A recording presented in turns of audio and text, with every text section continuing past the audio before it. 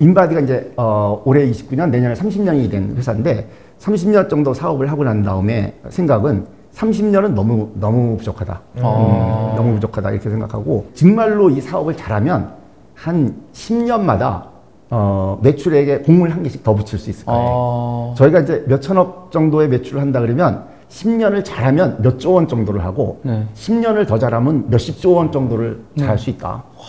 잠깐 사업을 하고 말면 어떻게 사람 눈속임을 하는 건 가능하지만 장기적으로 사업을 계속 발전시켜 나갈 수는 없잖아요. 그러니까 사실 우리가 사업을 할 때 보면 지금 막 뭐가 막연하고 괴롭고 안 풀리는 문제가 있지만 그 답은 지금 바로 옆에 있어. 내가 그게 보이지 않을 뿐이지.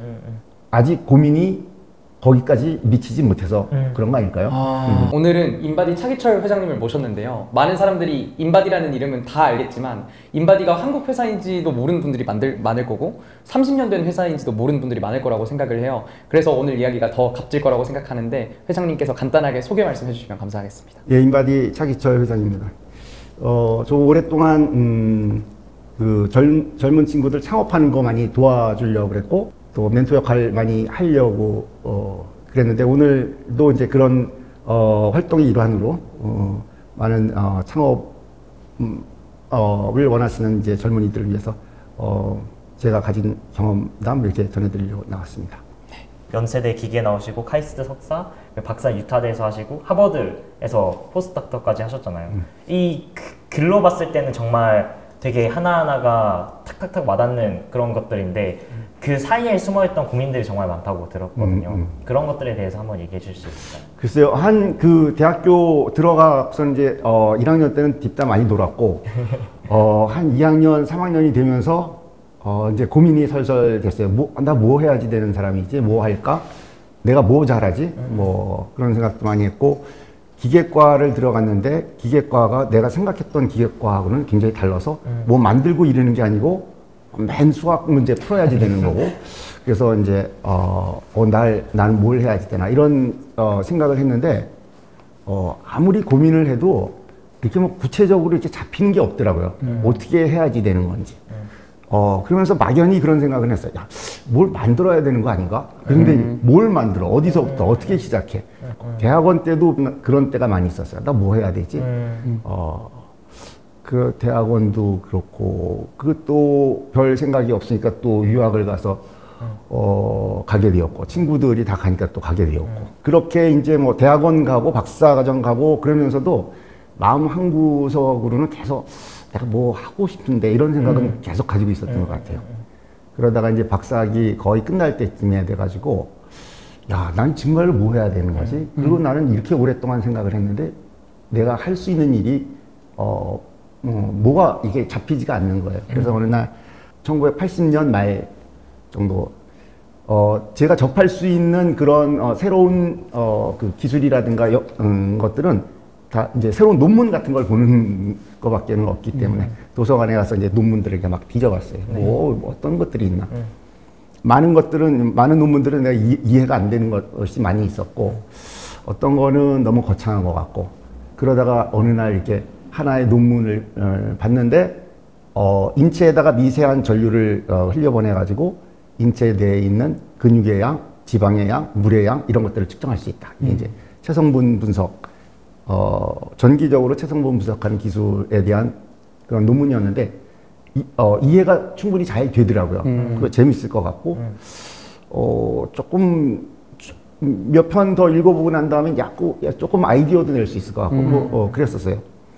그래갖고선 그걸 가지고 조그만 실험도 하고 그렇게 했는데 그때 그리고선 난 다음에 야 이거를 한번 연구해 볼까 이런 생각을 했고 사실 그때서부터 해갖고 지금까지 40년 동안 그 얘기를 쭉 하면서 지금까지 왔다 이렇게 볼 수 있죠.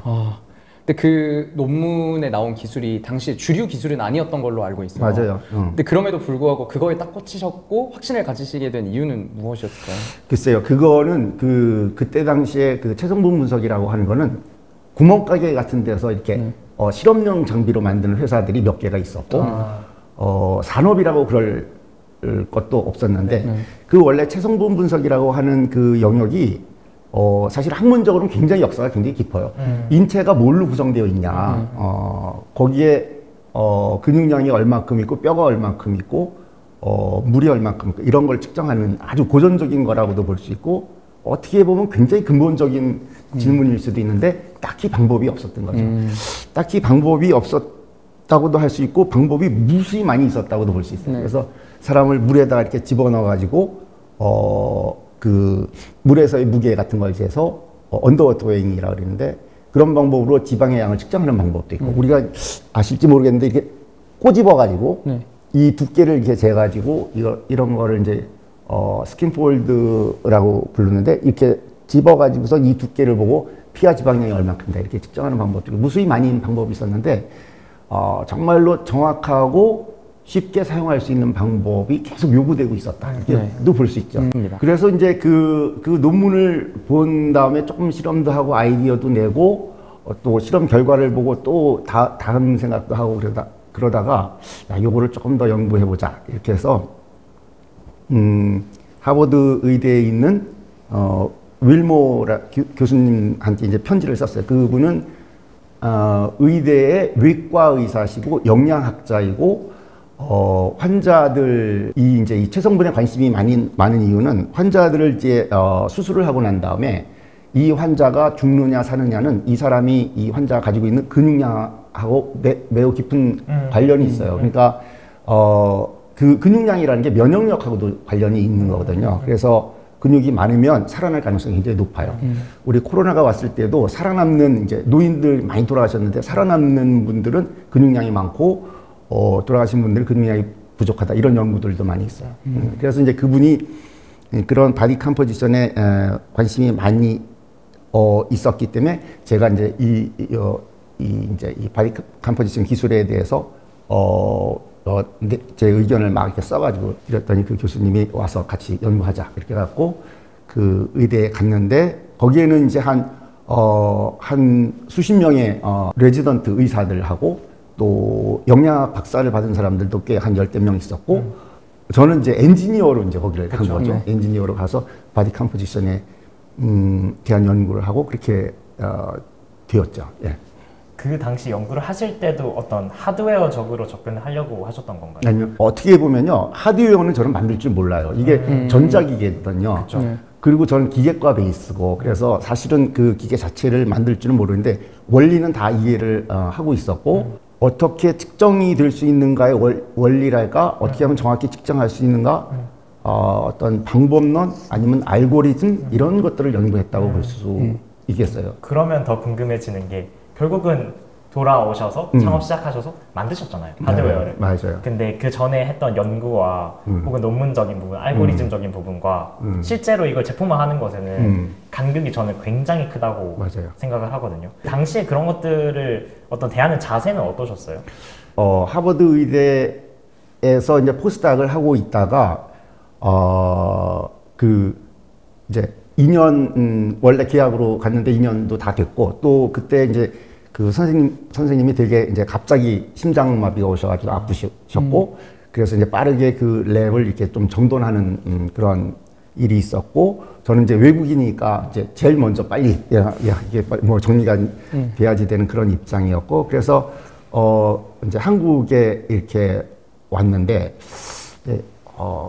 야, 요 기계를 한번 만들어 볼까 이렇게 이제 생각이 들었어요. 그래서 사실은 자신이 없어가지고 주변에 있는 많은 이제 사업하는 사람한테도 찾아가서 내가 이런 거를 한번 만들어 볼 수 있는데 같이 해보겠느냐 이렇게 제안을 했지만 다 거절을 당했고 이제 내가 스스로 이걸 그럼 그래 한번 만들어 볼까 이렇게 했는데 저 기계과 나오고 이게 전자 이제 기계인데 만들 줄 모르잖아요. 네.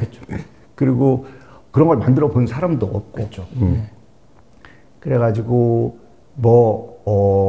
이게 사방팔방에 하여튼 전자회로 만드는 제아의 고수들은 다 수소문해가지고 가서 조금씩 귀동냥 하면서 네. 뭘 이렇게 점점 이렇게 모아서 그 회로를 억지로 이렇게 만들어 갔다고 볼 수 있어요. 그게 혼자서 만드신 거예요? 아니요. 그 전문대학교 나온 친구 2명, 그 다음에 고대 전자과 나온 친구 1명, 그 다음에 디자이너 1명, 이렇게 닛하고 저하고 이렇게 시작을 했어요. 물론 이제 차례대로 들어왔죠. 이렇게. 네.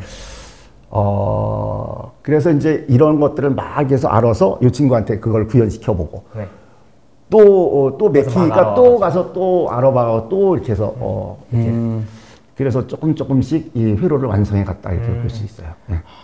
그 여쭤보고 싶은 게 지금은 창업을 하겠다고 마음을 먹으면 뭐 VC도 많고 투자받을 환경도 많고 창업에 관심 있는 사람들도 많아서 팀 구하기도 예전보단 쉬울 테고 할 텐데 그 당시는 뭔가 투자 환경도 지금이랑 달랐을 거고 창업을 지금처럼 많이 하는 시대는 아니었을 거라고 생각이 들어요. 그때 어떻게 가족분들도 설득하시고 또 회장님이 37살에 시작하신 걸로 맞아요. 알고 있는데 그 시작하시던 시점에 어떤 마음과 설득들이 있었는지도 궁금해요. 이게 자신이 없으니까 이곳저곳에 같이 사업을 해보자 그랬지만 뭐 하겠다고 하는 건지 이해를 시키기가 되게 어려웠고요. 그래서 이제 다 거절을 당했고 그런데 왠지 나는 이거를 꼭 해봐야지 될 것 같아. 그리고 그래서 이제 우리 어머니도 야 이거 이제 아들이 이 사업을 시작하면 우리 집안은 이제 망하는 건데 그렇게 생각을 하시고 그런데 이제 저는 마음속으로 그런 생각을 했어요. 내가 옛날부터 뭐 해보고 싶었는데 요번에 이거를 내가 시작하지 않으면 나한테는 다시는 이런 기회가 돌아오지 않을 거다. 그리고 나중에 지나서 이제 대학교 교수로 갈 수도 있고 아니면 어떤 연구원에 갈 수도 있겠지만 이걸 안 하고 나중에 가면 평생 동안 계속 그때 했어야 된다고 후회하지 않았을까. 그런 생각이 들어서 우리 어머니한테 딱 3년만 딱 하겠다. 만약에 절대로 안 될 것 같으면 내가 절대로 계속하지 않겠다. 이걸 우리 어머니하고 아내한테 다짐을 하고 3년만 기회를 달라. 그렇게 얘기를 해서 이제 한시적으로 승낙을 받은 다음에 이 일을 시작할 수 있게 되었죠. 그럼 인바디의 첫 투자는 어떻게 인바디 진행되나요? 투자 그때는요. 저는 벤처라는 단어가 없었던 것 같아요. 뭐 적어도 사업을 시작하고 있으면서도 내가 벤처기업이다라고 하는 얘기를 한 거는 한 2, 3년 더 지난 다음에 이제 벤처라는 말이 이렇게 많이 흔히 쓰이게 되었고 그랬던 것 같아요. 그저 그냥 사업하는 거였죠. 처음에 우리 어머니가 이제 미국에서 돌아왔더니 전세하라고 1억 원 주셨는데 아내하고 잘 얘기해서 전세는 8천만 원 하고 2천만 원 낮출래? 제가 이제 2천만 원 주머니에다 넣고 이제 시작을 했고 그 다음에 그때 이제 우리 은탁 박사라고 제 친구가 있었는데 그 친구가 생산기술연구원에서 일하고 있었어요. 생산기술연구원은 중소기업을 도와주는데 이제 많은 역할을 하고 있었던 연구소였는데 그 친구가 잘 이렇게 알선을 해줘가지고 이렇게 7천만 원인가 그 중소기업을 도와주는 자금도 어레인지를 해줘서 우리가 그것도 받고 또 그 다음에 아주 결정적으로 그 다음에는 생산기술연구원에서 그때 제가 알고 있기로는 아주 유일한 90년대 한 말 중반 정도 됐을 때 생산기술연구원에서 1억 원의 창업 자금을 주었어요. 그걸 한 정확히 기억은 안 나는데 봄, 가을로 해서 두 번쯤 실시를 하고 한 번에 한 10개 정도 선정해서 주고 그랬어요. 그게 아마 우리나라에 있었던 유일한 창업 자금 아니었나? 그걸 당시에. 그래서 그거를 받으려고 지원을 했다가 떨어져서 또 지원했다 떨어져서 한 세 번째쯤 그거를 받았던 것 같아요. 그래서 그 돈이 엄청나게 큰 그 자금이 되어서 그 돈까지 합쳐가지고 인바디를 다 만들 수 있었죠. 프로토타입을 만드는 것까지 했다 이렇게 볼 수 있어요. 그 당시에 만들어진 그 프로토타입 지금 회장님께서 평가하시기에 몇 점 주실 수 있나요? 그때요 한 70% 만들어졌는데 그때 우리 키메스라고 하는 전시회에다가 전시를 했어요. 의료기기 전시회. 의료기기 전시회 했는데 그게 완전히 만들어지진 않았는데 제가 이제 소프트웨어적으로는 일부 가상의 수치들을 이렇게 집어넣어가지고 한 70%는 매저가 되고 한 30%는 매저가 안 되는 부분을 이렇게 보완을 해가지고서 이게 측정 가능하도록 이렇게 만들어서 전시를 했고 전시를 했는데 많은 사람들이 되게 재밌어하고 그랬어요. 그때서부터 이제 사업가적으로 머리가 이제 돌기 시작한. 우리가 저는 이제 계속 숙제들이 있는 거잖아요. 자금이 필요한데 이런 생각이 이제 마음속에 계속 있는 거야. 그래서 이제 그걸 전시를 했고 사람들이 좋아하고 그래서 투자를 받아야 하는데 누구를 받아야 했느냐? VC가 어디 있는지 잘 모르고 있는지 없는지도 잘 모르고 그래서 제가 보기에는 주변에 있는 사람을 설득하는 게 제일 편해. 그래서 우리 어머니나 우리 장인 장모님이 제일 큰 투자자일 수 있어. 그분들 다 모시고 오고 사람들이 와서 이제 측정하는 거를 보고서는 아 그래 뭔가 좀 재미난 뭔가를 만들었나 보다. 저기 훌륭한 뭔가를 만들었나 봐. 사람들이 좋아하는 것 같으니 이제 우리 부모님들이 그렇게 보시고 조금씩 다 투자를 해주셨어요. 우리 친구들도 했고 우리 동생도 하고 그리고 이제 초기에 인바디를 사주셨던 의사 선생님들도 투자를 하시고 그래서 초기 자금을 이렇게 모았다 이렇게. 그분들 입장에서도 뭔가 전시회에 인바디 기기 앞에 사람들이 줄을 서 있으니까 이게 어떻게 보면 고객이 존재할 수 있겠다라고 평가하신 거네요. 맞아요. 그렇게 해서 이제 처음 만들어진 기계가 아직도 인바디 본사에 전시가 되어 있으시더라고요. 그리고 아직도 작동하는 걸 보고 와 30년 된 기계가 아직까지도 작동할 정도로 정교하게 만들어졌었구나 싶었는데 그때 이제 첫 제품 만들고 나서 첫 판매는 어떻게 이루어지셨나요? 그래요. 기계를 이게 딱 정말 우여곡절 끝에 이제 다 만들었는데 그게 한 1년 반쯤 걸린 것 같고요. 팔아야 되잖아요, 이거를. 그렇죠. 그래서 이제 전시회 끝나고서는 한 6개월 정도 이제 좀 미비한 부분을 더 이게 그 보완을 해가지고 이 판매에 나서야지 어떻게 팔아야 되는지 잘 모르잖아요. 그래가지고 의료기 판매하는 이제 그런 업을 하고 있는 그런데 이제 그런 분들하고 막 얘기를 했더니 뭐 이렇게 팔아야 된다 저렇게 팔아야 말이 많았지만 다 잘 안 됐고 뭐 그러고 있는 중에 하여튼 이거를 사용하실 분이 의사 선생님인데 의사 선생님 만나야 되는데 양방 의사들은 바쁘고요 잘 안 만나주세요. 근데 한의사 선생님은 상대적으로 시간 여유가 조금 있어요. 그래가지고 가서 이제 이거 막 설명을 하는 거야. 네. 그냥 일단 들어가신 거죠 한의원. 한의원에 가서 이제 어떤 이제 한의원에 영업을 했던 어떤 그 딜러들이 있으면 그 양반이 막 얘기를 해서 이제 설득이 되면 제가 이제 찾아가고 막 설득을 했어요. 그리고 2번, 3번, 4번 이렇게 찾아가고 그래서 조금씩 이제 교육을 시키는 거야. 그러면 조금씩 익숙해지고 그러다가 한의원에서 이제 데모를 하고 환자들이 측정한 거를 다 달라 이렇게 결과를 다 나한테 보여달라 이렇게 얘기했는데 의사 선생님이 그걸 다 모아서 나한테 보여줬는데 한 환자한테서 되게 좋아진 거를 발견을 하고 이거 봐라 이 사람이 근육량이 굉장히 많이 늘어났는데 이 사람한테 뭐를 처방했습니까? 그랬더니 녹용을 처방했다 이렇게 얘기를 하시더라고요. 그래서 저는 이제 잘 몰랐는데 이 녹용을 처방한 사람이 근육량이 되게 많이 늘어났고 이 환자가 되게 좋아진 거다. 그랬더니 그 의사 선생님이 거기 그 환자도 그렇게 많이 느끼고 있고 굉장히 좋아졌다 이렇게 했고 그 의사 선생님도 한의사 선생님도 그거를 잘 알고 있었고 그게 인바디에서 딱 보여주고 있는 거죠. 근육량이 이렇게 늘어나서 그렇게 좋아진 거야. 이렇게 보여준 거예요. 그게 굉장히 큰 계기가 되었어요. 그래서 그 다음서부터 이제 한의원에 가서 그 얘기 항상 들고 다니는 거죠. 그리고 이제 그 하버드 의대에 있는 윌머 교수님이 수술한 환자한테서 근육량을 늘리는 것이 서양 그 영양학에서도 그 목표예요. 그게 튜브 피딩이라든가 이게 인공적으로 어떤 음식을 막 줘. 그 다음에 그 음식이 근육량을 늘리는데 기여를 해야지. 안 그러고 그게 전부 그 지방을 늘려버리면 도움이 안 되는 거야. 이 회복에. 그 근육량을 늘리는 게 그 목표인데 이 녹용이 효과적으로 근육량을 늘리고 있잖아. 그게 되게 놀라운 약재인 거다 이게. 그거를 증명한 거죠. 그래서 이제 그거를 많이 말씀을 드렸고 의사 선생님이 그런 거 보고 많이 구입을 하셨어요. 와닿는 게 어떻게 보면 좋은 것 같다라는 추상적 개념을 되게 데이터화 시켜서 구체적으로 보여줬다라는 게 저는 핵심 어떤 포인트, 차별점이 되었다라고 많이 느껴지는데 맞아요. 강력한 설득력을 가지고 있는 데이터였죠. 사실 지금도 그런 것 같아요. 지금도 헬스장 가서 인바디 쓰면은 내가 운동해서 뭐 몸이 좋아진 것 같아.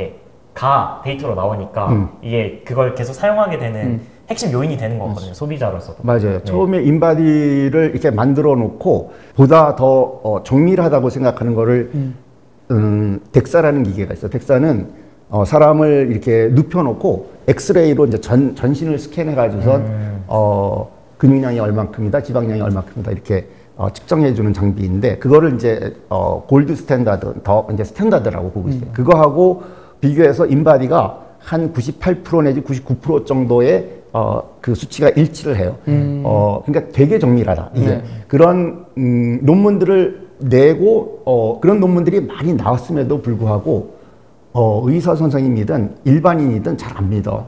뭐 그게 얼마큼 정밀한지 난 잘 모르겠어요. 네네. 그런데 이분들이 언제 하냐면 자기가 경험해보고 하죠. 내가 운동했는데 이게 근육량 늘어났다 그러네. 네네. 정말이네 이거.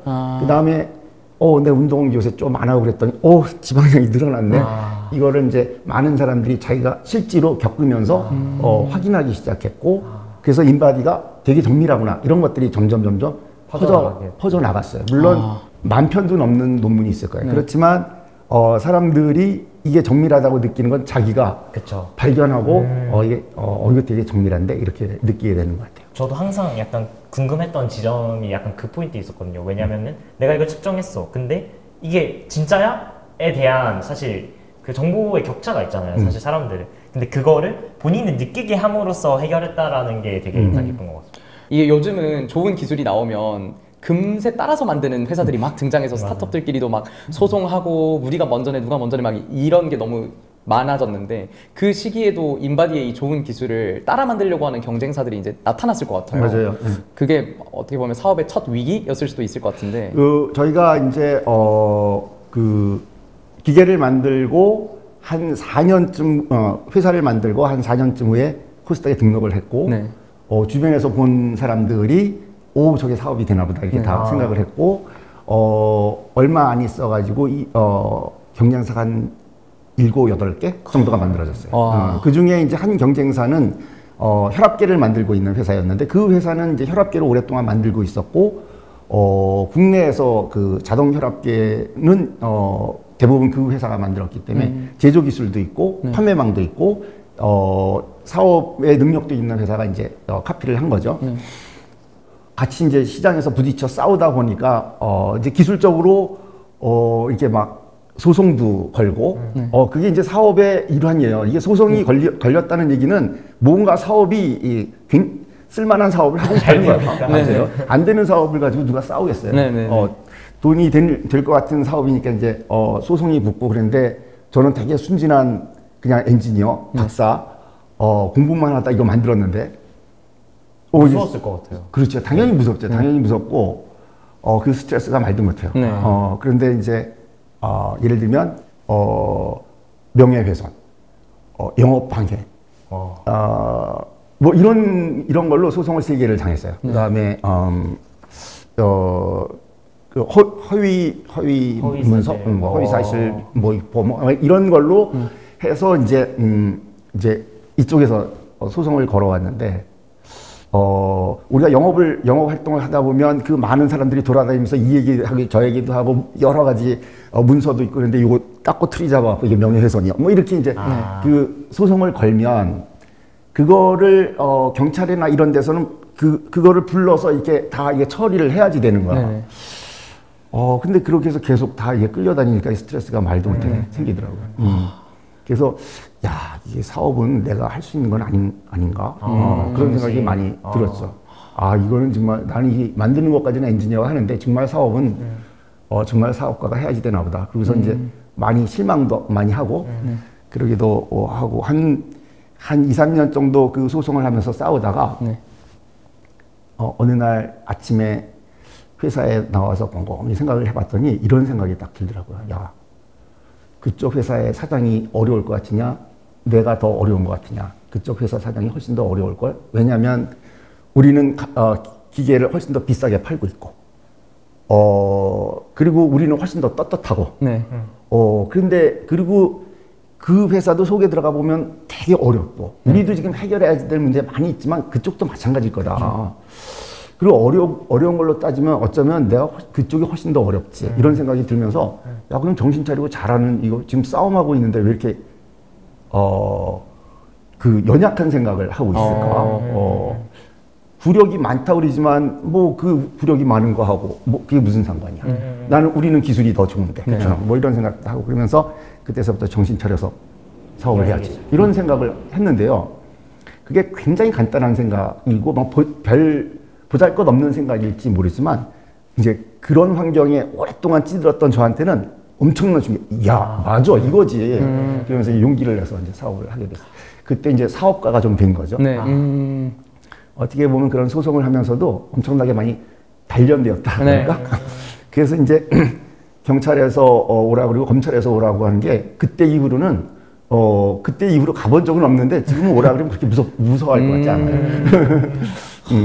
저는 그 공부해보면서 이 과정에서 되게 재밌는 의사결정 하나를 발견했는데 그 혈압계를 만들던 회사가 체성분 기계를 만들어서 우리보다 더 싸게 시장에 내놓은 상황에서 오히려 역으로 회장님께서 그럼 우리도 혈압계를 만들어서 더 싸게 내놓자라는 의사결정을 하셔서 결국에는 그 경쟁사가 매각 절차를 밟게 만들었다라는 이야기가 너무 인상 깊더라고요. 그래서 그 이야기도 좀 궁금합니다. 그러니까요, 이제 그때 그 의료기 업계에서는 이런 게 있었어요. 지금 가방끈이 제일 긴 차기철 사장하고 그 회사의 사장은 이제 그 사업을 되게 오래 하셨던 분인데 그분하고 이 싸움이 붙었는데 누가 이길까?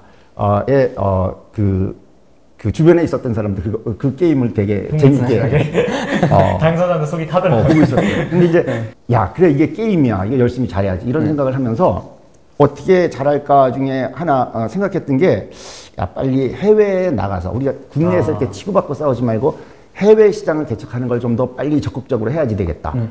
그런 생각을 많이 해서 해외에 나가서 잘하면 국내 시장 다 무시하고 그냥 할 수 있게 그렇게 하자. 뭐 이런 생각도 했고 저 경쟁 상대가 끝까지 나를 괴롭힐 것 같은데 어떻게 해야지 될까 이런 생각을 했어요. 그런데 이제 그 회사가 혈압계를 만들고 혈압계를 만들어서 번 돈으로 지금 체성분 분석기를 만들고 우리하고 싸우고 있는데 우리가 이제 그때 그 체성분 분석기의 가격이 1,650만 원이었어요. 네. 그런데 이제 여기서는 900만 원이라고 그리고 그런데 이제 이 기계가 팔리는 거야.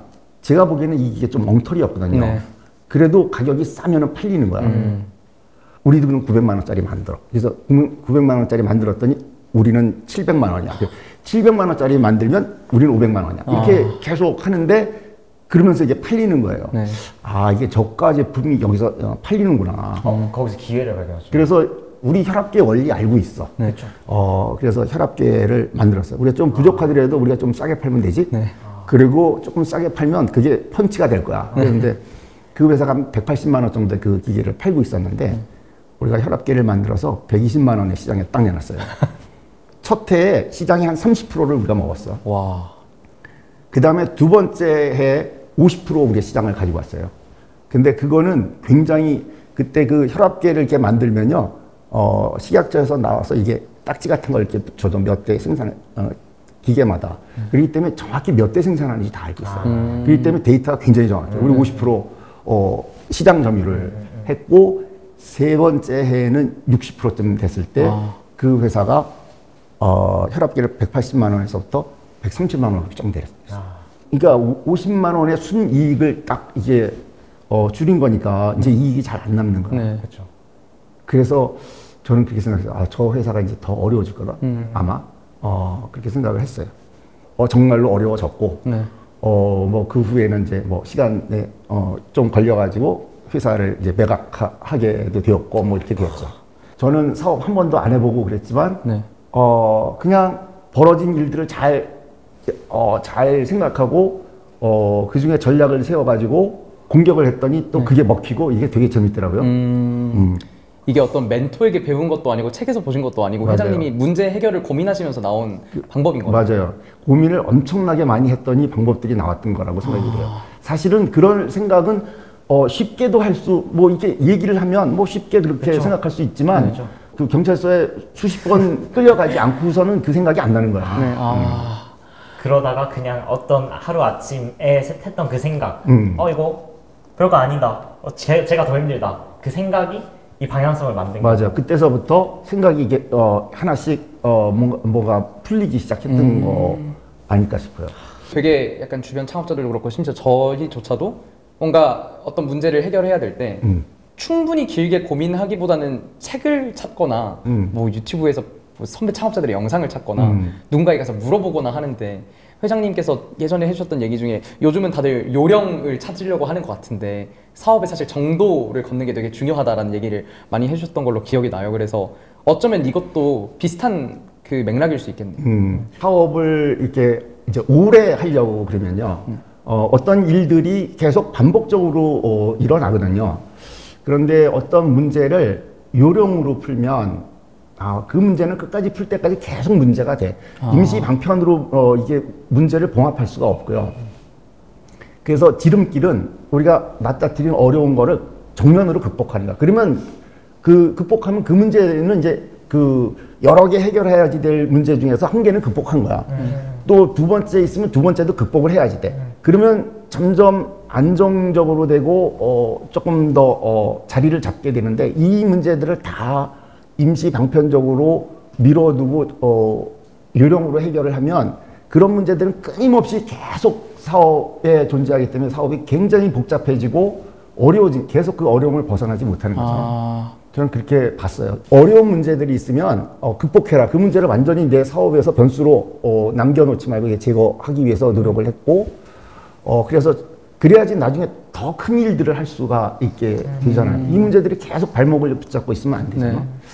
네. 요령 찾다 보면 실력이라는 게 쌓이지도 않을 것 같아요. 그 잠깐 사업을 하고 말면 어떻게 사람 눈속임을 하는 건 가능하지만 장기적으로 사업을 계속 발전시켜 나갈 수는 없잖아요. 네.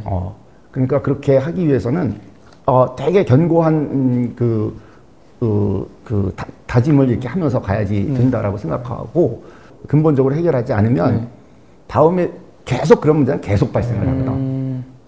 그래서 그거를 해결하면서 그 문제도 해결하지만 문제를 해결하는 역량도 키우고 그래야지 된다고 생각해요.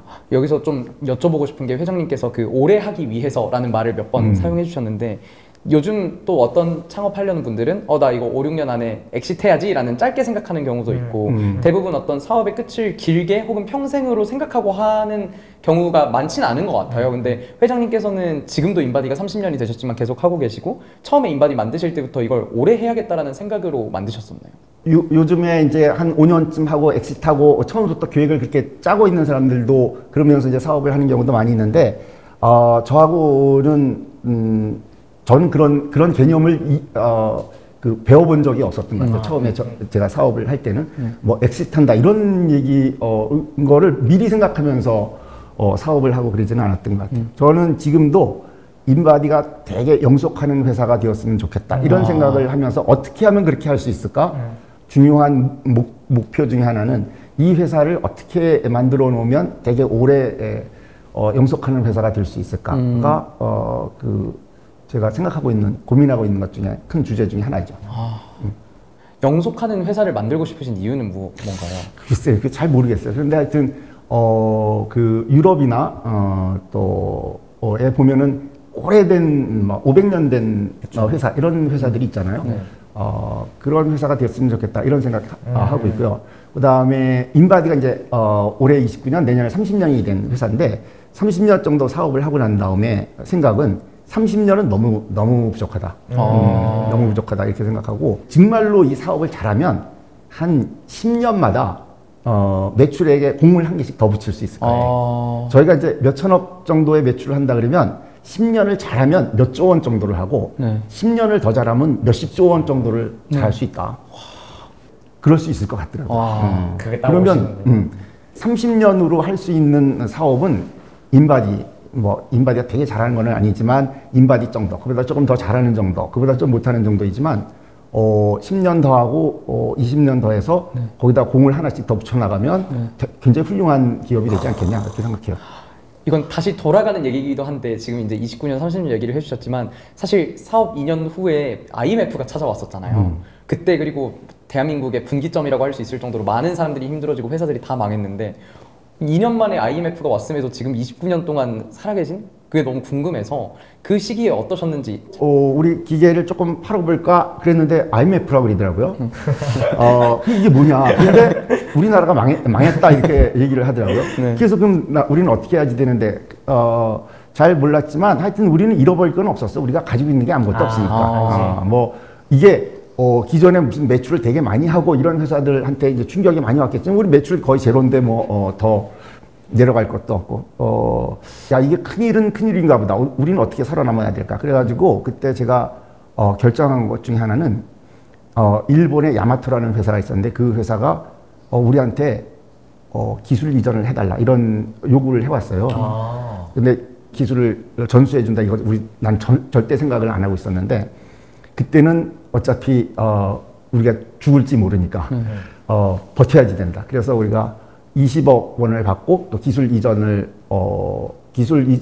한 25억 정도 받았던 것 같아요. 그러면서 현금을 좀 확보를 했죠. 네. 그랬던 기억이 나요. 근데 IMF가 우리한테 영향을 주지는 않았던 것 같아요.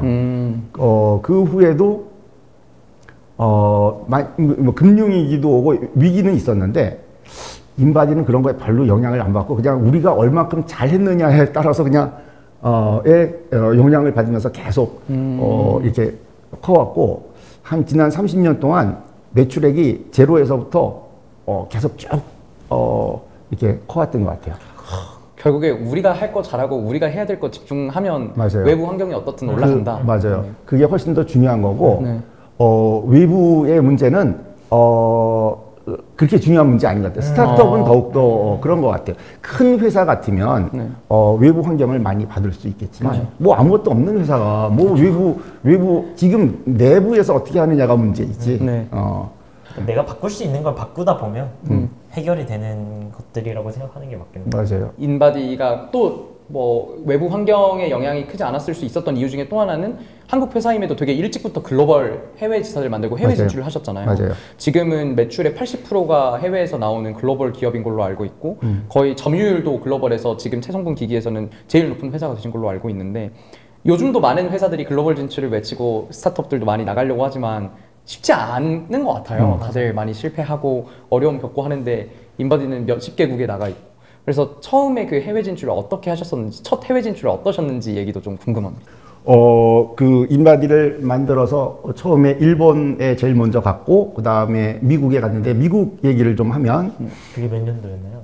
96년에 창업을 했고 2000년에 코스닥에 상장을 했고 그게 한 2000년이나 2001년이나 2002년이나 이 정도 되지 않았을까 싶어요. 알겠습니다.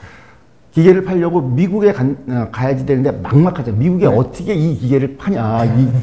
이 쇳덩어리 같이 만들어 놓은 기계를 어떻게 팔 수 있을까. 이렇게 이제 사업하고 있는 분들이 조언하기를 좋은 대리점을 잡는 거다. 이렇게 얘기를 했어요. 그런데 저는 아니 그거는 방법이 안 될 걸. 이렇게 생각을 했어요. 왜냐하면 국내에서 이제 대리점들을 겪어보니까 그들이 어떤 기계를 팔기 위해서 이 기계를 이거 알지도 못하는 이 기계를 팔려고 그러면 정말로 많이 찾아가야지 되고 설명해야지 되고 그런 게 이제 다 투자인데 이 딜러라든가 대리점들은 쉽게 파는 기계들을 파는 거지 그렇게 막 미래를 위해서 많이 투자를 하고 이렇게 파는 건 아니다. 나중에 사업이 어떻게 막 잘 될 거를 위해서 미래를 위해서 투자를 하면서 사업하지는 않아요. 그 다음에 이제 그 대리점이 가지고 있는 굉장히 그 아픈 아킬레스건 중에 하나가 뭐냐면 대리점을 오래 해보면 사업이 잘 됐는데 원래 이제 그 회사에서 네.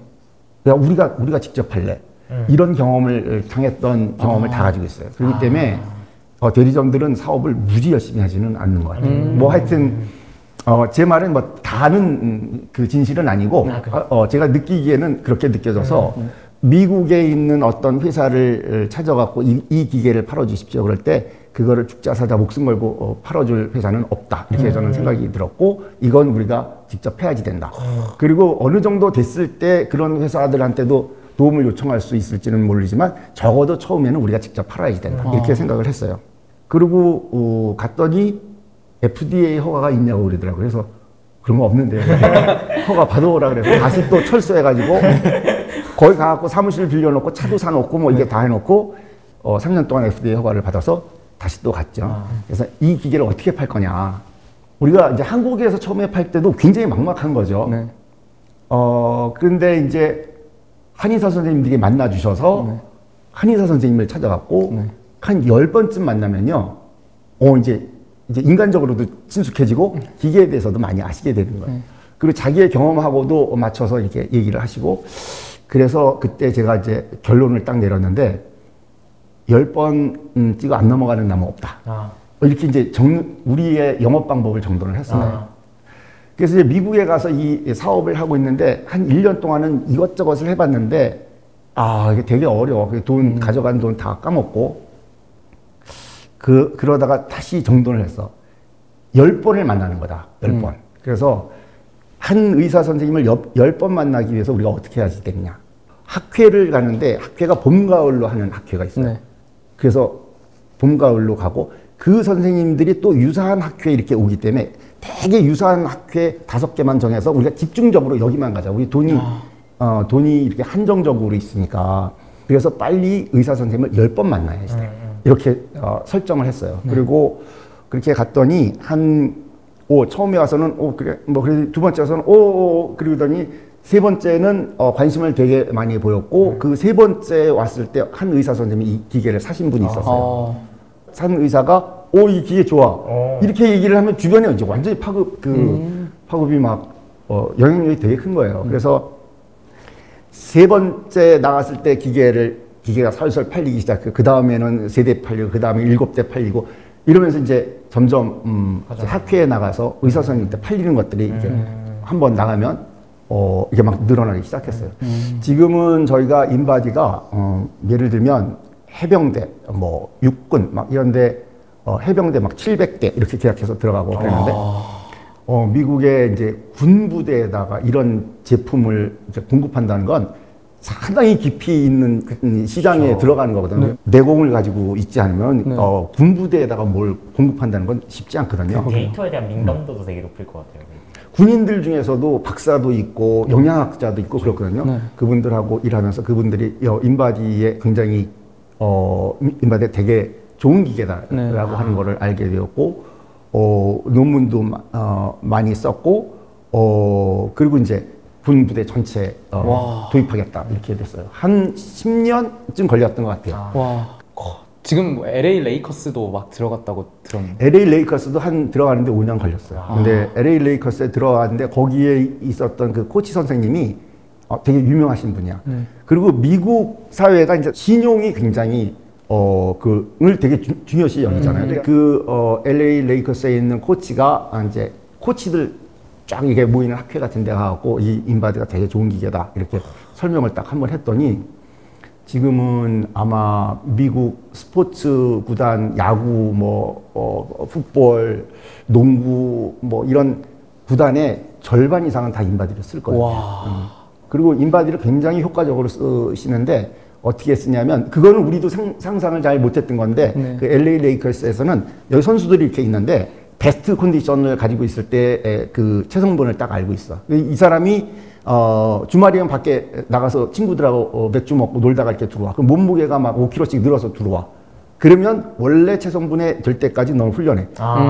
그래야지 시합에 나가는 거야. 이렇게 되고요. 또 어떤 경우에는 이 운동선수들 부상을 되게 많이 당해. 부상당하면 또 재활하고 그랬을 때 원상 회복했느냐 인바디 데이터를 기본으로 원래대로 베스트 컨디션 바디 컴포지션에 올 때까지 재활 훈련하고선 그 다음에 출전하게 그렇게 이용을 하고 있어. 되게 유용하게 이용하고 있죠. 그래서 이제 LA 레이커스 선수들 관리하는 데 갔더니 정말로 기계들이 어마어마하게 비싸더라고요. 쓰레기통 같은 것도 다 위제야. 그리고 그런 것들도 다 몇천만 원이라고 그러는 것 같아. 그런데 그렇게 잘 쓰이고 있는 인바디가 그저 한 2천만 원밖에 안 하니까 제가 이게 쭉 들어보고 이거는 2억 원 해도 이게 지금 제일 쓰임새가 많은데 뭐 그런 생각이 들더라고요. 웬만하면 미국이 사실 표준이 될 만한 것들은 다 미제를 쓰잖아요. 근데 해외 회사 제품이 이렇게 표준이 될 수 있을 정도로 깔린 데에는 결국에 우리의 정확성과 제품에 대한 자신감, 그게 본질인 거라는 생각이 드는데. 그렇죠. 앞에서도 계속 만들 때부터 정확성과 이 제품의 완성도를 되게 강조를 해주셨던 것 같은데 30년 정도 됐으면 사실 정확성은 거의 100%에 도달했을 수도 있을 거라고 생각이 들어요. 그래서 이 정확도에 대해서 지금 시점에서 회장님은 어떤 생각들을 갖고 계신지 궁금해요. 그러니까 처음에 우리가 생활 중에 굉장히 쉽게 사용할 수 있고 그리고 정확한 기계가 필요했던 거거든요. 그때 이제 여러 가지 체성분 방법들이 있었지만 신뢰도를 얻기가 어렵다, 정확도가 없다든가 아니면 정확하기는 한데 막 엑스레이 장비 같이 이렇게 일반적으로 쓰기 어렵다든가 이런 문제가 있어서 정확한 기계 그리고 쉽게 측정하는 기계를 만들려고 노력을 많이 했고 처음에 기계를 만들어 놓고는요 누가 나보다 더 정확한 기계를 만들면 어떡하지? 이런 걱정을 되게 많이 했어요. 만약에 만든다 그러면 어떤 걸 더 개선해서 만들지? 그렇게 고민을 많이 했는데 저는 그때 그런 생각했어요. 인바디보다 더 정확한 기계를 만드는 건 거의 불가능하다. 이렇게 했어요. 사실 되게 건방진 것 같기도 하지만 저는 아주 우리가 할 수 있는 이게 최선이다. 더 이상 잘해도 더 좋은 기계인지 증명할 수 없다. 여기 레퍼런스 기계가 있는데 이 레퍼런스 기계도 오차를 많이 가지고 있었거든요. 이 기계를 더 정확하게 만든다고 해서 이게 더 정확하다고 증명할 길이 없다. 결국 그 기계를 대비해서 얘기해야지 되는 거는 인바디하고 비교를 해서 얘기해야 되는데 인바디하고 차이가 나. 그런데 얘가 더 정확해. 누가 그렇게 얘기해? 인바디하고 좀 차이가 나는데 이거 좀 오차가 있는 거 아니야? 이렇게 얘기하게 될 거다. 이렇게 봤어요.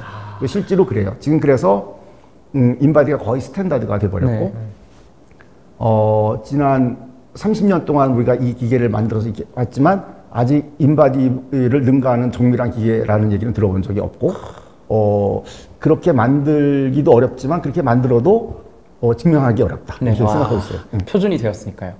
되게 이제 사업을 하시는 분들이 처음에 어떤 좋은 아이디어 같은 거를 가지고 야, 이게 나 좋은 아이디어야. 그러면 이거 이렇게 해서 이제 이렇게 이제 이런 서비스를 만들고 이런 제품을 만들고 그러면 대박 나는 사업이 되지 않겠냐. 이렇게 하면 이제 사업 계획서를 작성을 하고 그런 것들을 이제 얘기를 하고 그랬지만 실제로는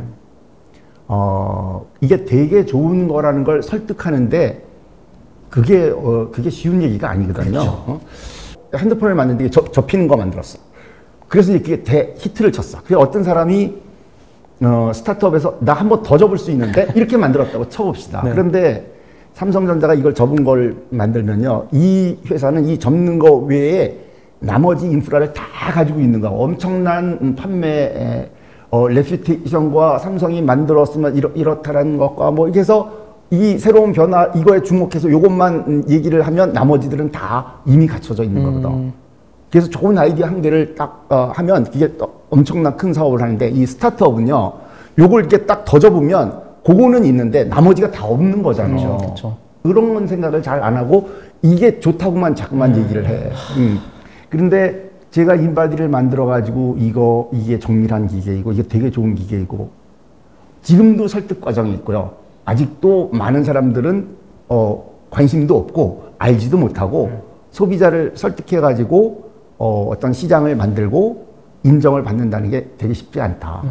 이게 훌륭하고 좋은 아이디어고 좋은 제품이고 좋은 서비스는 당연한 거고 당연해도 그거를 알리는데도 굉장히 시간이 많이 걸리고 그렇게 쉽지 않다. 이런 거 얘기하고 싶어요. 역량을 키우려면 어떤 것들을 좀 주목해서 해야 될까요? 글쎄요, 뭐 제가 보기엔 잘 생각해야죠. 뭐 그게 뭐 한두 가지이겠어요? 그렇죠. 다 없는 건데 누가 정확한 소비자이고 누가 내 제품을 정확히 좋아할지도 잘 모르고 그 다음에 그거를 전달하는 방법이 어떻게 하는지도 잘 모르고 아까 인바디의 제품을 이거를 정확히 설명하기 위해서는 어떻게 했냐면 10번 찾아간다. 이런 방법을 개발했던 거예요. 그런데 만약에 인바디를 그때 무슨 잡지나 의료기 잡지나 이런 데 광고 다 많이 하고 그랬다 그러면 그게 됐을까? 저는 안 됐다고 봐요. 그런데 이제 많은 사람들은 그래 홍보 이제 기계가 만들어졌으면 알려야지 널리. 그러면 이제 막 광고 내고 홍보하는 거지. 물론 저희들 그 광고를 내봤지. 그렇지만 아무런 소득을 못 얻었죠. 저는 이렇게 생각했어요. 이렇게 모르는 기계를 설득을 하는 거는 이게 둘이 만나갖고 페이스 투 페이스로 설명을 하고 얘기를 해줘야지. 이게 제일 강력한 홍보다. 그리고 이것도 10번을 해야 이 사람을 설득시킬 수 있다. 그런데 여기 지면에다 이렇게 잡지에다 광고한 거는 이게 얼마나 만나서 얘기한 거에 100분의 1 효과밖에 안 되는 이거를 계속 한다고 해서 이게 먹혀 들어가겠냐. 만나서 얘기하는 것도 한 번으로 안 돼서 10번을 해야지 되는데 이렇게 이제 인바디를 판매하는 방법을 정의했듯이 실제로 자기가 어떤 제품을 만들고 서비스를 만들고 이거를 어떻게 고객한테 전달할까의 그 방법도 굉장히 연구를 많이 하고 그 방법을 찾아야지 된다 이렇게 생각해요. 이제 방금 회장님이 해주신 얘기들 쭉 들으면서 들었던 생각이 요즘 창업자들이 추구하는 방식과 되게 다르다는 느낌을 많이 들었어요. 왜냐하면 제가 요즘 느끼는 창업자들이 추구하는 방식은 다들 뭔가 조급해하고 빨리 가야 된다. 물론 속도는 항상 중요하지만 빨리 가야 돼서 괜히 더 자극적인 마케팅들이나 아니면은 뭔가 약간 진짜 완성도를 높이기 전에도 자극과 속도와 빠른 것들과 마케팅과 스프레드와 이런 것들에 되게 많이 집착을 하거든요. 근데 이게 어떤 거에서 차이가 있을까 궁금했었는데 오늘 회장님 얘기를 들으면서는 애초에 짧게 생각하는 것과 이거를 영속하는 회사로 만들겠다라는 마인드에서부터 의사결정 하나하나의 차이가 되게 나는구나. 왜냐하면 회장님이 방금 뭐 지면 광고는 사실 100분의 1 효과밖에 없어서 해봤는데 효과가 없었다지만 요즘은 더 많은 사람들이 어떻게 하면 더 이런 마케팅과 퍼포먼스 마케팅을 잘할까에 대한 요령들을 찾고 그러는데 좀 반성이 되는 대화이자 시간이었던 것 같다는 생각이 많이 들었어요. 인바디가 처음 나왔을 때는 이건 뭐 듣도 보도 못한 제품을 가지고 왔으니까 네. 그리고 가격도 1,650만 원이라 되게 비싼 기계를 내놨으니까 그거를 설득하는데 그냥 광고 같은 걸로 이게 설득이 될 수는 없다는 거죠. 사업을 하는 사람들한테 꼭 필요한 것 중에 하나가 뭐냐면 굉장히 실용적으로 생각하는 거야. 막연하게 생각을 하면은 안 되고 예를 들면 인바디 기계를 이렇게 만들어 놓고 야 우리 얼마에 팔아야 될까 이렇게 이제 했어요. 500만 원 해야지 될까? 어떤 사람은 4천만 원 해야지 될까? 뭐 다 나왔어요. 어떤 사람이 이렇게 얘기를 하더라고요. 시장 조사를 좀 한번 해보는 게 맞지 않냐. 서베이를 좀 하자. 그랬어요. 이제 이런 게 저는 생각하기에 굉장히 뭐랄까 이게 틀에 박힌 생각이라고 저는 생각해요.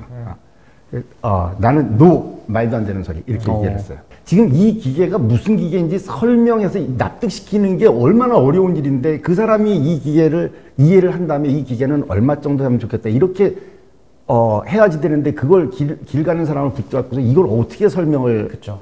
하냐 그게 말이 되냐 그리고 그렇게 해서 어떤 답이 나오겠냐 그런 것들이 저는 막연한 생각이라고 하는데 우리가 이제 사업을 하면은 너무나 모르는 많은 것들을 이제 시도를 막 해보잖아요. 그 중에 이제 정말로 한 99%는 헛발질 치면서 이제 딱 뭐 이게 되는 것들 이렇게 찾아내고 그러는데 누가 더 효과적으로 헛발질 덜 하면서 이게 찾아내느냐 이런 거거든요. 어차피 모르는 일을 하는 거기 때문에 실수라든가 뭐 트라이 앤 에러를 그러니까 많은 거는 어쩔 수 없어. 그래도 그 중에서도 합리적으로 방법들을 찾아나가는 거를 생각해야지 되는 게 CEO의 역할인 것 같아요. 늘상 그러려니 하는 생각들은 그런 생각들을 해서는 안 된다. CEO는 항상 자기가 속으로 계산이 다 서야지 돼. 어떤 결정을 할 때. 정말 좋아하는 말 중에 하나가 결국은 사람이 하는 거다라는 말 정말 좋아하는데요. 사실 인바디라는 회사도 결국 사람들이 만들어가고 있잖아요. 회장님께서는 인바디 안에 있는 그 사람들을 고용하실 때 어떤 비전이나 어떤 생각을 갖고 계시는지 궁금합니다. 두 가지가 있는데 하나는 일이 있고요. 그 다음에는 사람이 있는 거예요. 이 두 가지를 가지고 우리가 어떤 게임을 하고 있는 거죠. 근데 인바디에 다른 회사하고 굉장히 다른 그 특징이 하나가 있었는데 저희가 처음에 창업하고선 한 3년, 4년 이때는 신입사원도 뽑고 경력사원도 조금 뽑고 그랬지만 그 다음서부터 우리는 경력사원은 안 뽑아 이렇게 딱 선언한 때가 있었어요.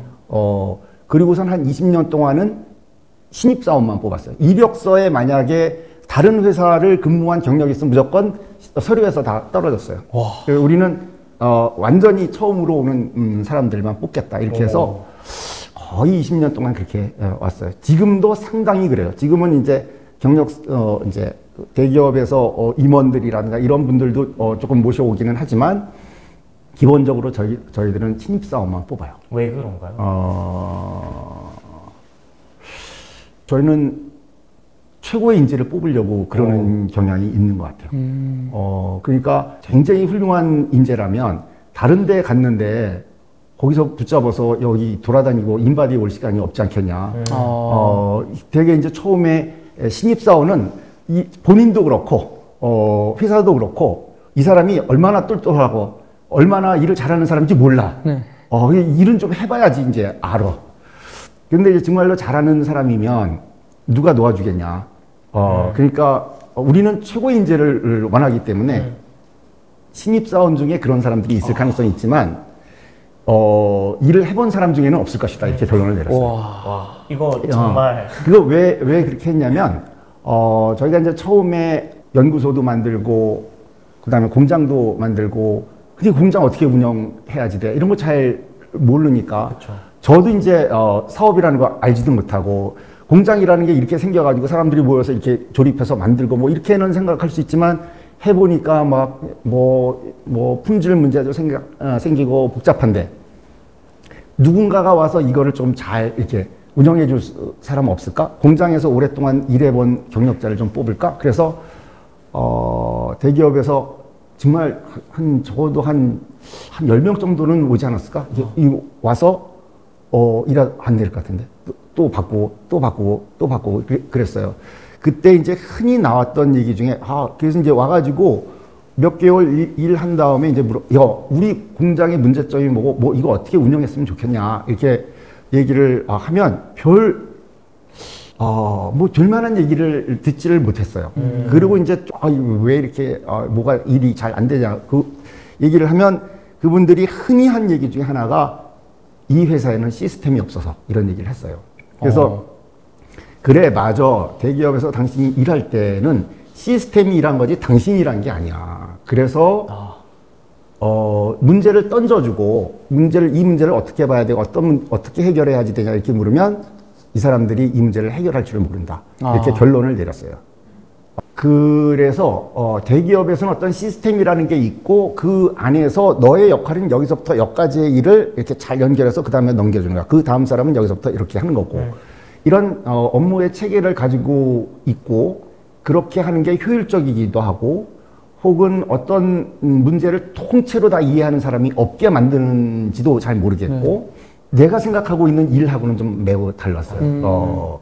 그래서 그분들이 오셔가지고 연구소도 그렇고 해외에 법인을 만들어 놓고 들어오고 여러 사람들을 만나서 일을 던져주고 이 일을 어떻게 했으면 좋겠습니까? 이렇게 물었을 때 그 일을 제대로 정의하거나 방법을 찾거나 성과를 내는 사람을 보기가 극히 드물었어요. 거의 없었어요. 그래서 제가 결론을 딱 내렸죠. 우린 경력사원 안 뽑는다. 우리는 신입사원만 뽑는다. 이렇게 이제 결론을 내리고 20년 동안 신입사원만 뽑았던 거예요. 와. 근데 신입사원만 뽑으면 진짜 잘 되나요? 신입사원으로 성공한 사례가 되게 많죠. 왜냐하면 인바디 자체가 다 그렇게 신입사원들로 구성해갖고선 다 온 회사들이었어요. 예를 하나를 들면요. 경희대 생물학과를 나온 김서은이라는 여직원이 있었어요. 처음에 인바디에 들어와서 이제 저는 잘 모르고 있었고 한 1년쯤 지나서 어떤 이제 회의를 하다가 얘기를 하는 걸 보고 저놈 똘똘한데 이렇게 이제 알게 되었어. 그리고 이제 있다가 우리가 말레이시아에다가 조그만 나라죠. 처음으로 이제 그 전에는 다 이제 미국, 일본, 중국 막 이런 데다가 법인을 만들었었는데 말레이시아에다가 실험적으로 조그만 법인을 하나를 만들어고 너 가서 그거 한번 해볼래? 이렇게 했어요. 네? 신입사원한테? 신입사원은 아니죠. 한 2년쯤 됐어요. 2년쯤 됐어. 네. 2년쯤 됐을 때 가서 한번 해볼래? 그랬더니 가서 하겠다는 거예요. 그래서 우리 말레이시아 법인이 말레이시아라는 나라에서 대리점이 한 5천만 원 이런 매출을 하고 있는 나라였는데 이렇게 처음에 한 2, 3년 정지 작업을 한 다음에 회사를 만들어 지금 40억 정도 매출해요. 그 친구가 한 20억 정도까지 매출을 하는 회사까지 만들었을까. 그리고 지금은 이제 미국 동부에 가서 또 이제 동부지구를 맡아서 하고 있는데 여직원도 아니고 그냥 여학생이 와가지고 가서 법인장으로 가가지고 세팅한 거예요. 와. 저는 아주 믿기를 대기업에 있는 임원을 내보냈으면 그 일을 했을까? 아마 잘 못했을걸. 또 비유해서 이렇게 얘기를 하면 이래요. 내가 한 5천만 원쯤을 주고 나가서 너 라면 가게 한번 운영해서 한번 성공적으로 먹고 사는 구조 한번 만들어 볼래? 이렇게 하면 제가 보기에는 똘똘한 20대 너 한번 해볼게. 이렇게 하고 달려들어서 해낼 가능성 상당히 높다고 생각해요. 그렇지만 50대 어떤 아저씨한테 한번 해보실래요? 이러면 전 거의 100% 실패한다고 봐요. 왜냐하면 이제 이게 해보면 모르는 문제들이 되게 많거든. 생각 못했던 문제들이 되게 많고 해결해야 될 문제들이 많이 있는데 물론 이제 체력이 안 따라가고 이런 것도 있지만 그런 새로운 문제를 부딪혀갖고 나이 든 사람들은 이 틀에 박힌 생각을 한다는 거죠. 새로운 문제를 새롭게 거기서 그거를 받아들이고 해석하고 이렇게 하지 못하고 그래서 훨씬 일에 대한 적응력이 떨어지기 때문에 새로운 문제를 풀기가 되게 어려워. 자기가 계속 겪었던 문제들은 하겠지만 다른 회사에 와보면 환경이 좀 다른데 그러면 거기에 맞춰서 또 생각해야 되는 그런 걸 할 줄은 모르게 되는 거죠. 많은 사람들은 경험, 뭐 경력 이런 걸 되게 중요시 여겨요. 저는 중요시 않다고 생각해요. 저는 경력보다는 열정이 젊음의 열정이 훨씬 더 값어치 있는 거다. 훨씬 그게 일을 해내는데 훨씬 더 효과적이다 이렇게 생각해요. 정말로. 저는 궁금한 게 신입사원들로만 뽑은 만큼 대신 교육이 진짜 중요했을 것 같아요. 그래서 회장님만의 그런 내부 인재 교육의 철학 방법이 어떤 건지 궁금합니다. 인바디에 되게 특별한 이게 교육 방법이랄까 있는데 이제 우선 이제 신입사원으로 들어오면 회사 전반에 대한 뭐 어떤 히스토리라든가 제품에 대한 내용이라든가 이런 일반적인 거를 얘기를 하지만 저는 이제 과제 업무 제도라는 되게 웃기는 제도를 한 개를 만들었는데 이 제도는 뭐냐면 너 뭐 하고 싶은데 어떻게 하면 좋겠냐 이렇게 물어보는 제도예요. 그래 네가 제일 잘할 수 있는 일을 해. 신입사원이 모르죠. 무슨 일을 어떻게 해야 되는 건지. 그래서 처음에는 대체로 이제 어떤 일들을 이렇게 부서도 정해주고, 일이 이제 조금 주어지지만, 이내, 얼마 안 있다가 우리가 물어봐요. 너 어떻게 할만하냐? 아니면 무슨 일을 하고 싶으냐? 이렇게 물어봐요. 사실, 나는 어떤 일을 하고 싶다. 이거를 알아내는 건요, 되게 어려운 일이에요. 대개의 사람들은 자기가 원하는 일을 택해서 하는 사람은 거의 없어. 그냥 회사에 들어와서 주어진 일을 하다가 그냥 그거에 인해 그냥 익숙해져서 계속 이렇게 일하는 걸 직장 생활이라고 이렇게 생각을 해요. 근데 저는 생각에 자기가 그래도 조금이라도 자기가 하고 싶은 일, 자기 적성에 맞는 일, 해보니까 그래도 재미난 일을 해야 되지 않냐. 그런 생각을 많이 해서, 그리고 또 저도 이제 아까도 이제 말씀드렸듯이 대학교 3학년 때고 대학원 때고 되게 고민을 많이 해봤는데 내 인생의 계획을 세우고 어떤 일을 하면 좋겠다라고 생각해내는 거는 되게 어려운 일인 것 같아요. 어쩌면 불가능한 일인지도 잘 모르겠다. 그래? 그러면 내가 너희들의 인생을 설계해 나가는데 내가 옆에서 멘토 역할을 좀 할게. 네가 정말로 그 인생을 어떻게 살아가고 싶은지를 자꾸만 얘기를 하면 나도 옆에서 같이 어떤 얘기를 좀 한번 해볼게. 그런 제도가 과제 업무 제도예요. 그래서 저는 이제 회사에서 근무하고 있을 때 제 시간 중에 절반 정도는 우리 직원들하고 그런 얘기를 하면서 보내요. 와. 사실 이제 인바디라는 회사는 규모가 굉장히 이제 크잖아요. 큰 규모의 다양한 사람들이 모이게 될 텐데 그 과정에서 분명히 어려움도 많을 것 같아요.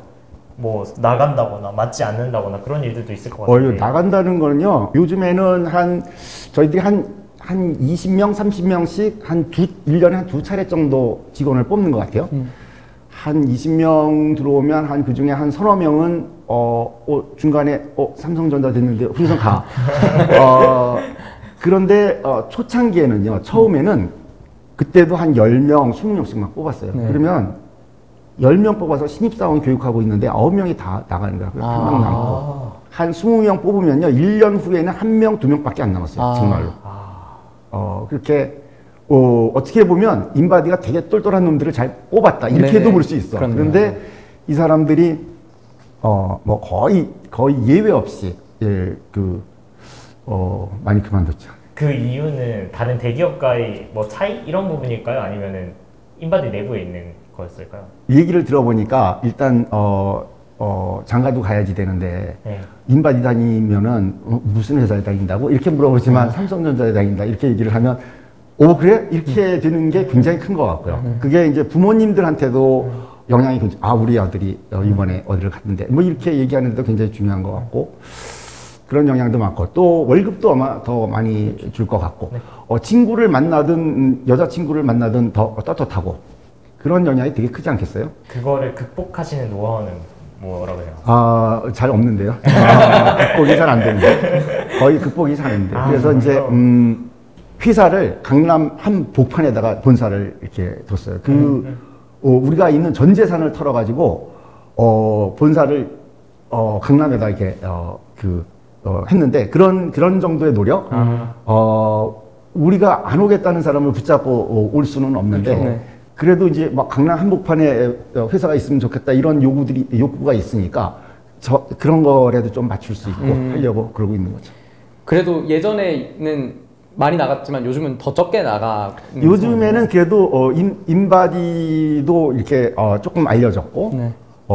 우리 이제 어떤 임금 수준도 꽤 많이 올라서 대기업이랑 비슷해졌고, 또 요즘에는 그래도 인바디라는 회사를 많이 알고 오는 사람들도 있어서 조금 옛날보다는 좀 나아진 것 같아요.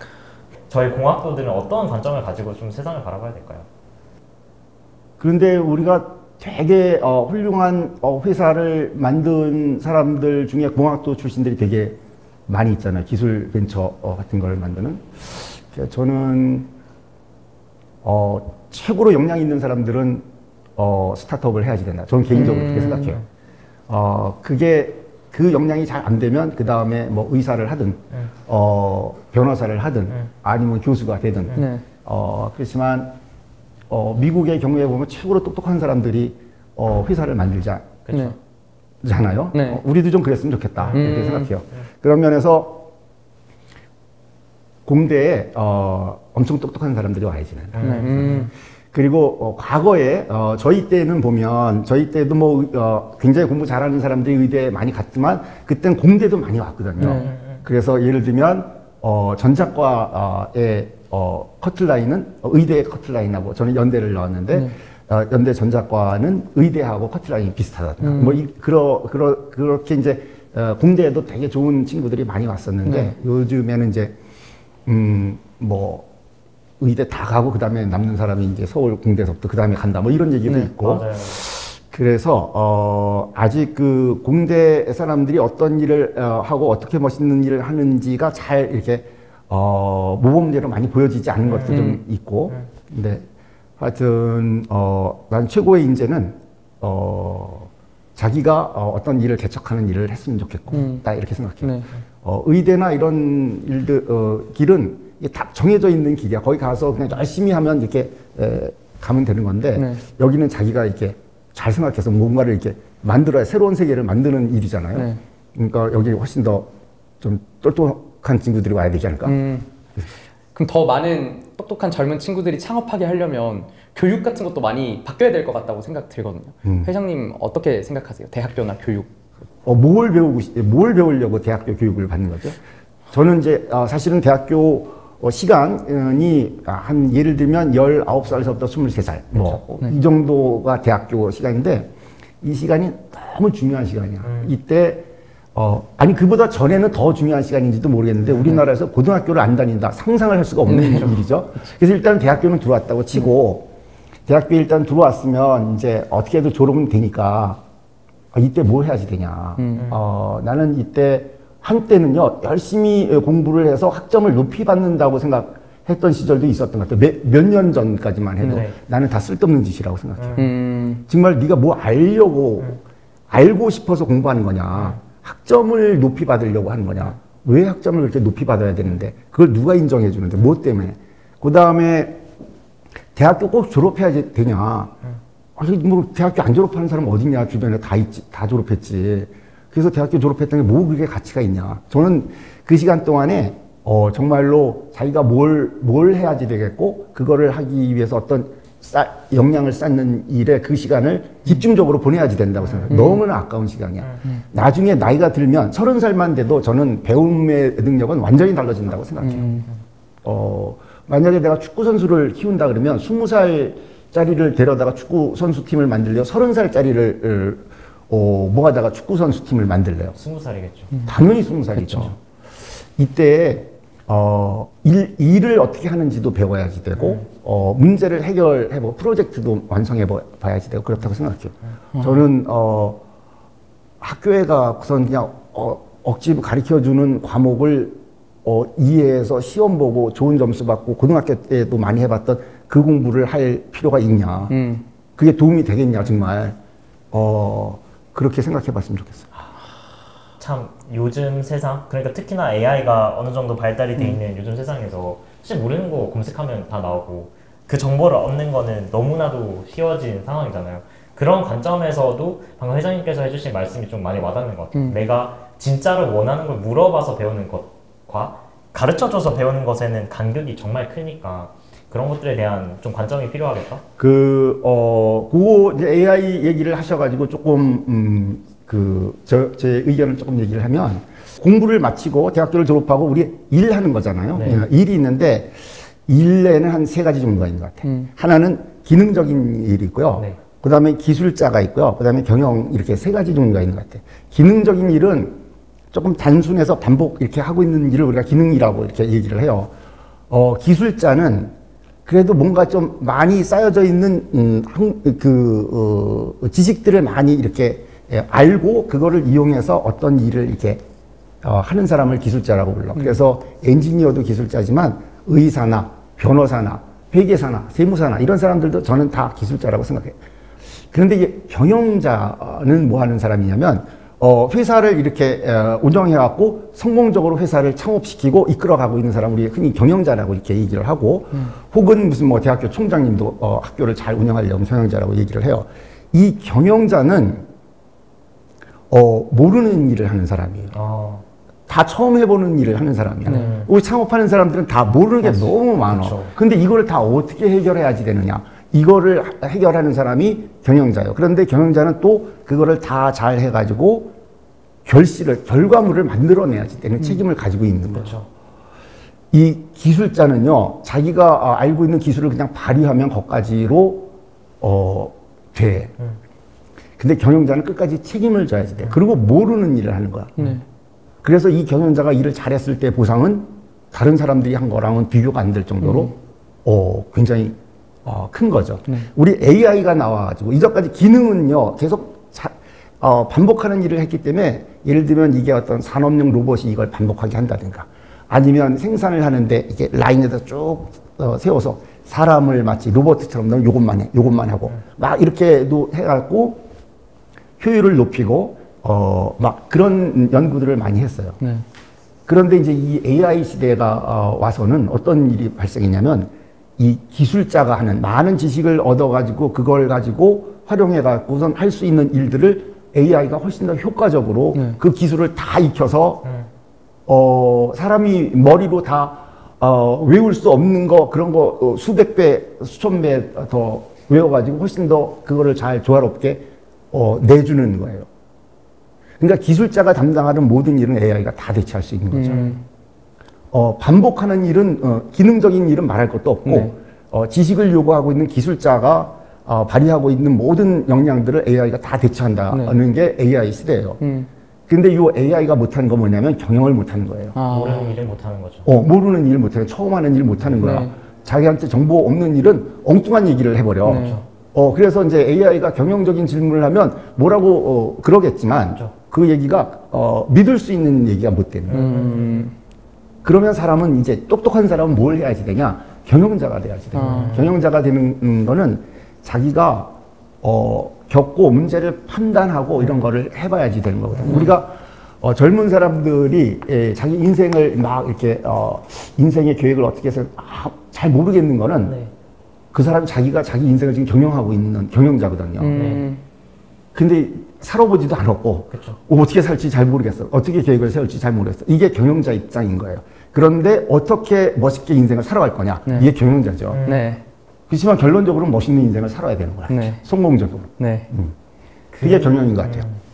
근데 그 경영자가 되는 것 사실 쉬운 일은 아니잖아요. 절대. 그렇다면 회장님께서 생각하시는 가장 중요한 역량은 뭐라고 생각하세요? 자기가 일을 성공시켜 보는 거예요. 그 일을 자기가 조그맣게라도 완벽하게 성공시켜 본 사람이 저는 거의 많지 않다고 생각해요. 어떤 내가 포장마차를 해서 완전히 먹고 살 수 있는 구조를 한번 만들어 보겠다. 뭐 이런 것들이 그런 성공을 해봐야지 된다라고 생각해요. 저는 그것이 그래서 사소한 것이어도 자기가 뭔가를 이렇게 하고 의미 있는 일을 성취해 보는 거야. 나는 대학교를 졸업하는 것보다 3천만 원 들고 라면 가게를 만들어서 정말로 먹고 살 수 있는 구조를 한번 만들어 본 사람이 하고 4년에 걸쳐서 대학교를 졸업한 사람은 어떤 사람이 일을 앞으로 더 잘 해나갈 거냐. 저는 뭐 이 사람 역량이 이 사람보다 훨씬 더 크다라고 생각해요. 그런 게 경영 능력인 거예요. 네. 이 라면 가게 하나를 잘 운영하기 위해서 얼마나 많은 일을 그렇죠. 겪었어요. 그죠? 네. 재료도 사와야 되고, 깨끗이 해야 되고, 손님한테 잘해야 되고, 동계산도 해야지 되고, 뭐 별의별 회사에 있는 일 모든 거 다 한번 해봤던 거거든요. 네. 그렇기 때문에 이 사람이, 이 문제 해결 능력은, 그냥 대학교에서 뭘 많이 배운 사람은 완전히 다른 얘기예요. 이 사람은 경영자고, 이 사람은 이제 뭐를 많이 주워 들은 사람이지. 앞으로 어떤 변화들이 좀 일어났으면 좋겠다고 생각하시는지, 또 어떤 기여하고 싶으신지도 궁금해요.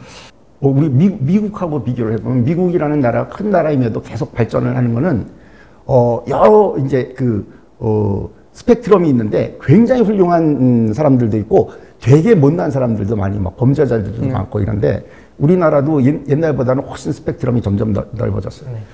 저는 우리나라의 앞으로의 산업이나 과학이나 이런 걸 이끌어가는 거는 스타트업이라고 생각해요.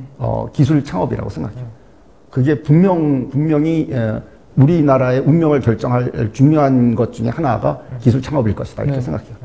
중국이 지난 10년, 20년 동안에 비약적인 발전을 하고 있을 때 우리는 그걸 잘 눈치채지 못했고 그 동안에 우리는 아무것도 안 하고 있었다.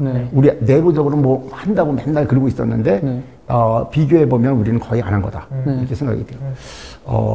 우리가 일본과 같은 이제 어떤 굉장히 잃어버린 뭐 20년, 30년 이런 시대로 접어들어가지 않게 하기 위해서 저는 젊은 사람들이 그 창업 열풍이 우리나라를 바꿀 수 있는 거의 유일한 솔루션 아닐까? 제 머리로는 더 다른 생각은 잘 못하겠더라고요.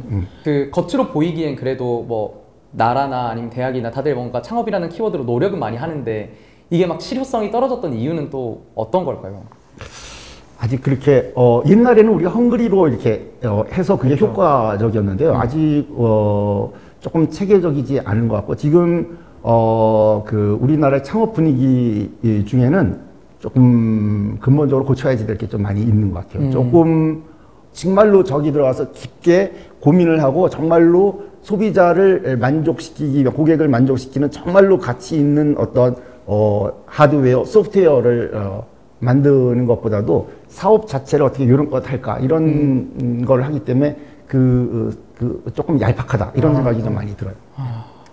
뭔가 회장님 세대에 계신 선배님들이 더 이런 목소리들과 얘기들을 해주시는 것도 너무 필요할 것 같다는 생각이 많이 드는 것 같아요. 사실 이런 얘기들을 저희끼리 한다고 얻을 수 있는 정보들이 아니거든요. 그리고 인사이트가 아니라고 분명히 생각해서 제가 인바디를 만들었을 때 인바디는 굉장히 첨단 제품이었어요. 그런데 시대가 더 변하고 이제 AI 시대가 오고 그러면 이 시대에 맞는 어떤 기술 개발을 하면 그 단위가 이제 10배, 100배로 큰 이제 사업 규모를 만드는 거거든요.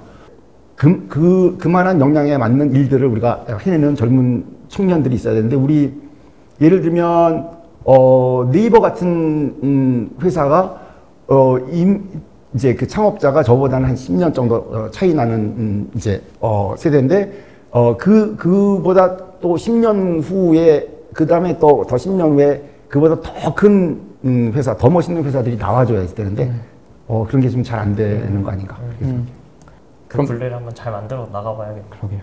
마지막으로 이 영상을 보고 들을 분들에게 전달하고 싶은 메시지는 어떤 게 있으실까요?